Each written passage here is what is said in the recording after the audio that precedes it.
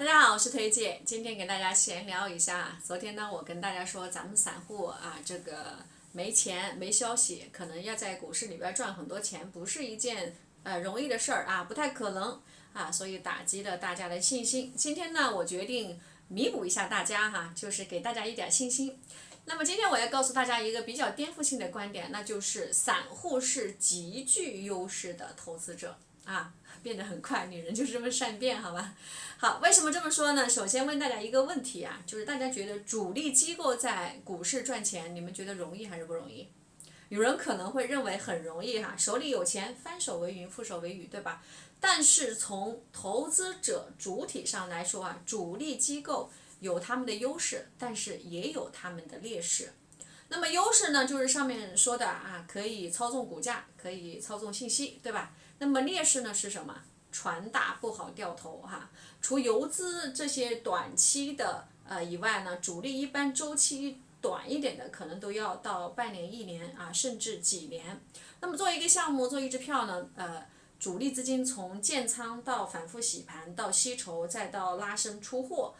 费时费力又费钱啊！如果是融资操盘，还需要承担着融资的成本，同时还要承受着监管的压力，因为必须要游走在这个游戏的规则范围之内。期间呢，可能还会遇到像这种大股东减持啊这些不确定性的因素啊。那么出货呢，就有可能会要出几个月的时间啊，不像大家以为那样。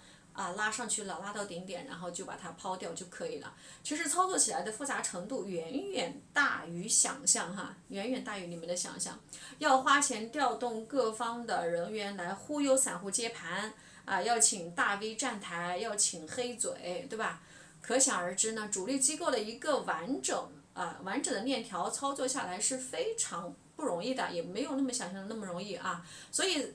但是散户不同啊，咱们有一个比较天然的优势是什么？就是我们很多散户其实可能也利用不好哈，就转化成了劣势。那么这个优势是什么呢？就是咱们的灵活性啊，对吧？咱们不像那么船大那么难掉头啊，是吧？咱们转头就可以走啊。好，那么我今天说的重点呢，就是这个以灵活性为基调哈，为主调来给大家剖析一下。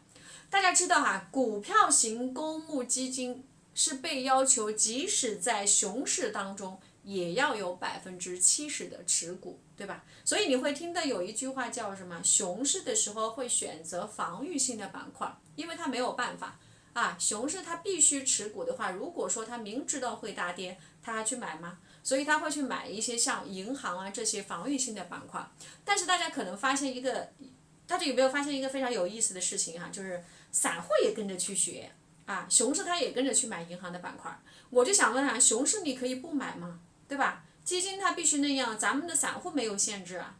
再说仓位很多朋友喜欢满进满出一把梭哈的那种其实我建议大家，就算你喜欢满仓重仓，但是不代表你不能慢慢的进场对吧？慢慢的去把仓位打满可能你学到的教条式的这个炒股的方法就是教你股价到了某一个支撑的位置突破了，或者是突破了一个什么压力位，你去满仓进场破位了你就止损。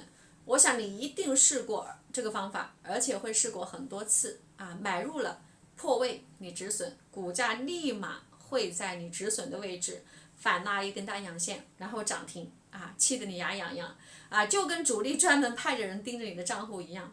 那么还有一种情况呢，就是 T+1 的交易制度，高开你追高了，低走，当天就被套住了，第二天才能卖，但是第二天它再低开甚至跌停，卖都你舍不得卖的。所以呢，其实就算你炒短线的，你也可以日内分笔进场甚至呢，你如果愿意要把仓位打满，绝对也是比你之前的那种操作会灵活性要强很多。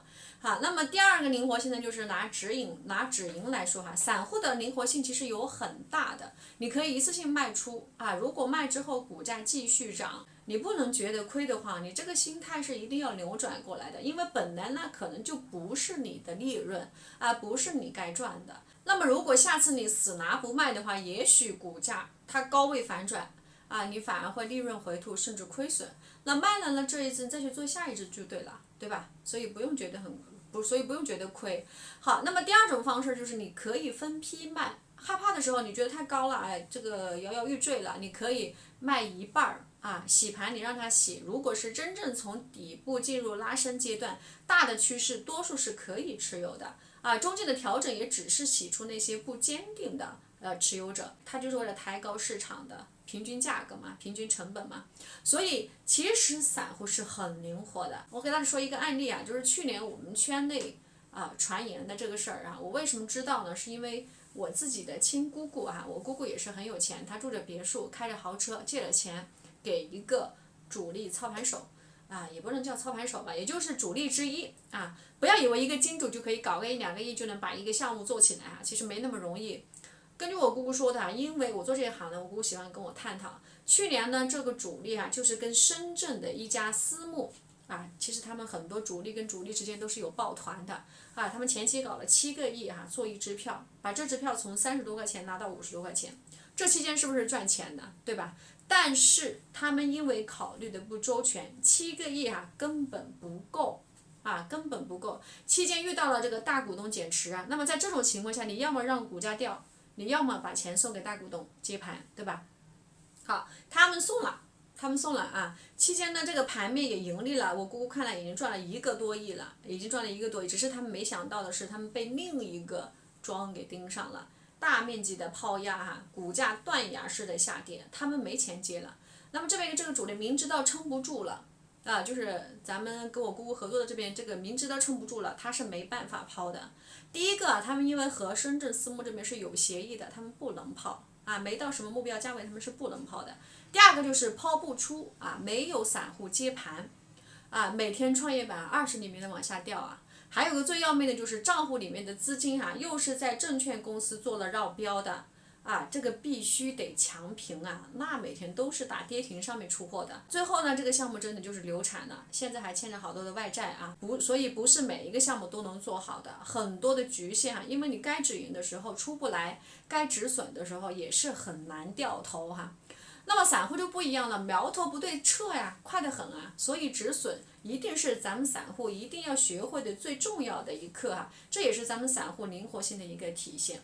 所以呢跟着自己的节奏走配合适合自己的策略加上这个散户天然的灵活性呢，其实散户并不是一个贬义词而是极具优势的投资群体。最后就给大家总结几点第一个呢就是被套了一定要认错该割肉割肉，该减仓减仓，该止损止损。第二个呢就是有行情的时候交易，没行情的时候休息，对吧？行情来了交易，行情疯了咱们先避一避风头，对吧？第三个呢就是要分批买，如果你想满仓的话也可以满仓，但是要留好余地想有余地呢肯定是要清仓半仓，对不对？进退不来嘛。分批卖涨了呢就减点锁定利润，多涨多卖，少涨少卖。第四个呢就是要戒除咱们这个自负的心理很多炒股的人一定是非常自负的一定要戒除自负。还有就是这个戒除从众的心理低头看好自己的路。其实我们散户呢赚钱并不难好，以上呢就是给大家分享这些自己的一些小小的心得。那么关于今天的板块和逻辑呢，我晚上会写好发布在咱们的女神池也就是在什么攻什么重什么号里面去搜索腿姐侃财经就可以关注到。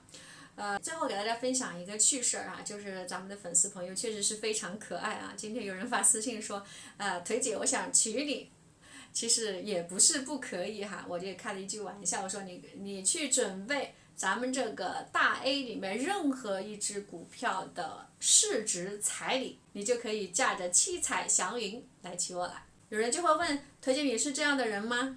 其实我是。好，不跟大家开玩笑了，晚上我们女神池不见不散。